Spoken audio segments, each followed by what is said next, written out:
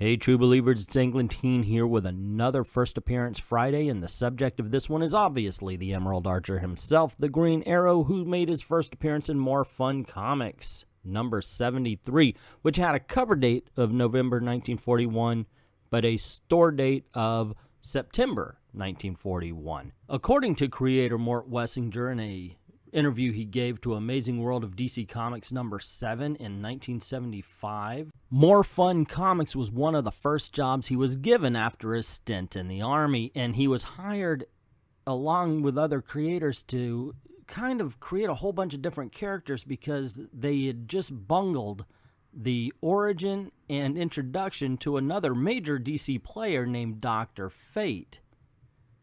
And More Fun Comics number 73 is actually famous for more than one super-powered origin, one of which we're going to save until next week.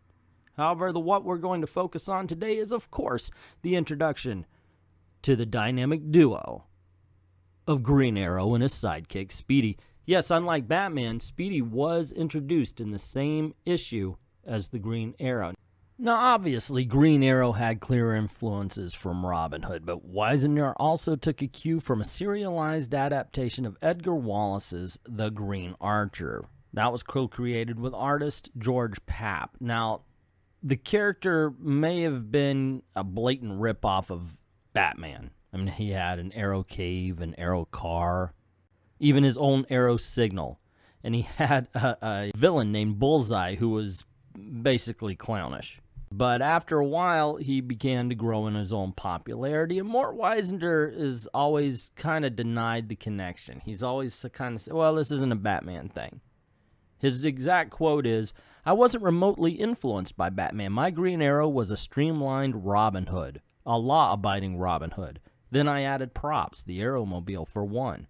And I got into the business of creating new kinds of arrows. And who doesn't love the arrows? The boxing glove, of course, is famous just for being completely ridiculous. But whether or not you think the boxing glove is ridiculous, whether or not you think he's a copycat of Batman, you gotta admit it's kind of strange that a character so old, it took 50 years for him to get his own ongoing series. And here we're gonna see where it all started, so let's dive right on in to the Green Arrow chapter of More Fun Comics number 73. Now, many Golden Age comic books were not single hero storybooks. There were not one. Superman was actually the very first that focused on a main character. So you do have a lot of different characters and different stories in the book.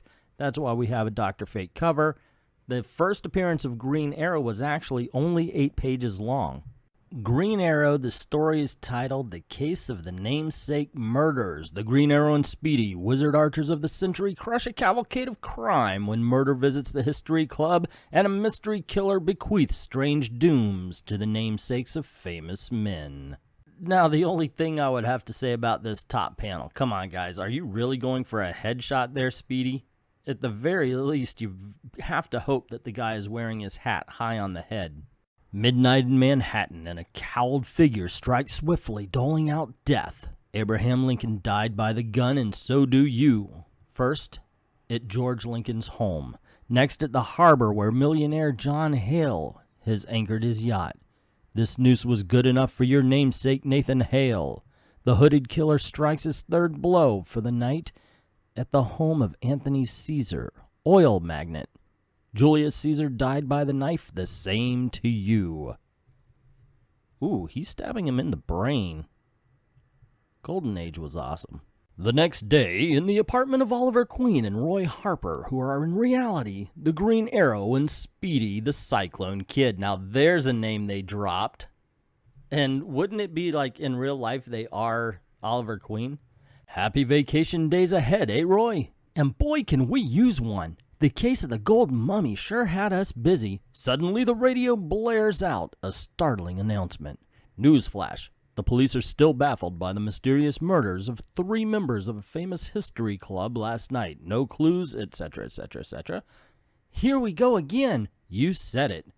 A short time later, the dauntless team of crime crushers known throughout the world as Green Arrow and Speedy raced through an underground tunnel to A secret garage that harbors the fastest car on wheels, the Aeroplane, a super streamlined racer capable of amazing speed.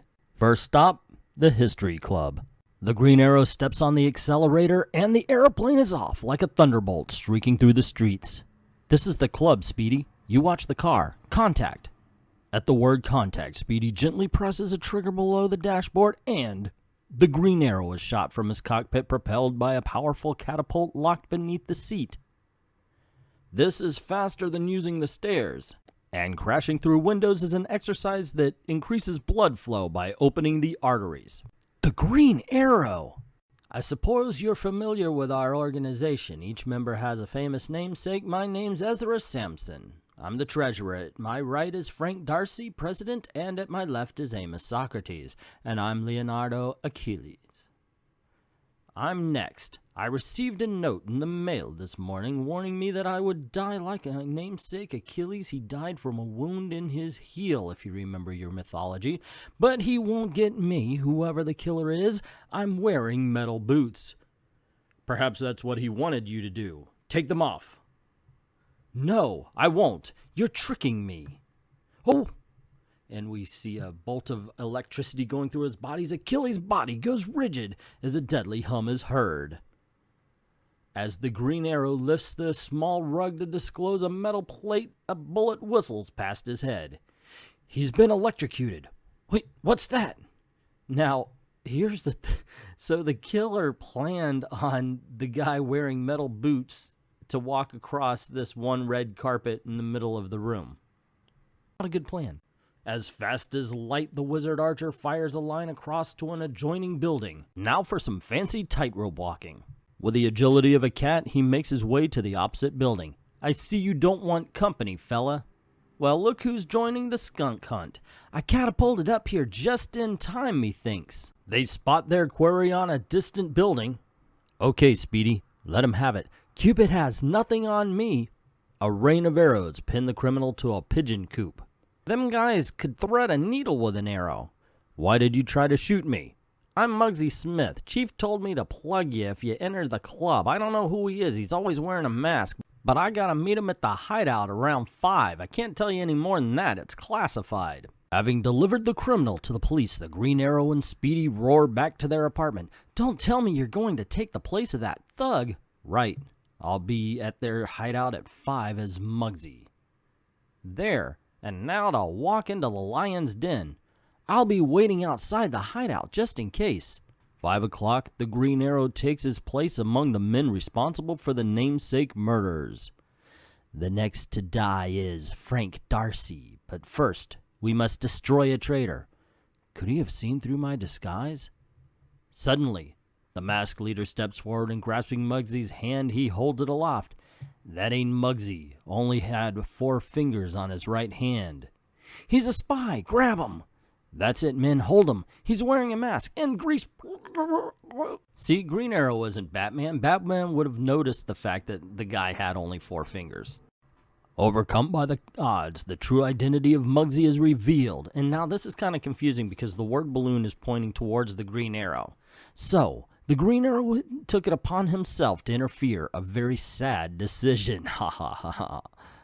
Look who I found snooping around outside, Chief. It looks as though we've made a clean sweep. And now, my friends, goodbye. But before we leave, I shall turn the gas on, so.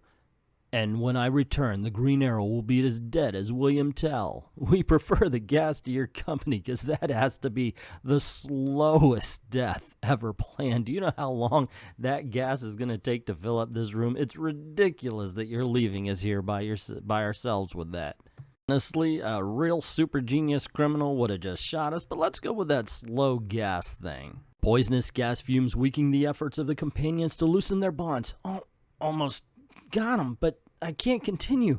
Hang on, I've got an idea. The Green Arrow slips his right shoe loose with his left and kicks it through the nearby window. There, fresh air. Later, in the aeroplane, feels good to get into your togs again, eh? You bet, but let's hurry to Darcy's home.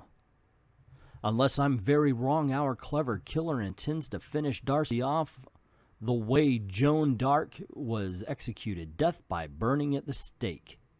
At Darcy's home, smoke. I hope we're not too late. Projected by the catapult, the Green Arrow enters the flame-filled room. The window's been left open so that the draft will feed the flames. And thank God our catapult can go at any angle. Golden Age. I love the Golden Age. Help! Easy, pal. I'll get you out of here. It's no use, Green Arrow. We're trapped. We can't leap from this height. No, but we can walk. In response to a signal, Speedy sends shaft after shaft into the side of the building, making a ladder of arrows for his friend. This is what they mean by straight and narrow path. Dun-dun-dun-dun-dun. It's Green Arrow. Thanks for saving my life, Green Arrow. You'd better hurry after Samson now. He also received a threat. So Ezra Sampson's next on the schedule. The wizard archers rocket through the streets in their aeroplane. How did Samson die? He met his doom when a building collapsed, Speedy. I wonder, will that be Ezra Sampson's fate? At the offices of Ezra Sampson, Samson bound and gagged and a bomb, and it's about to go off. The Green Arrow acts with incredible speed. How's that? Not bad. Our killer's plan is all wet now. And it's actually got one of those circular things. At least it doesn't say bomb on the side of it. Lucky for me, you arrived in time. I'm doing a different accent, I know. That bomb was due to go off any moment.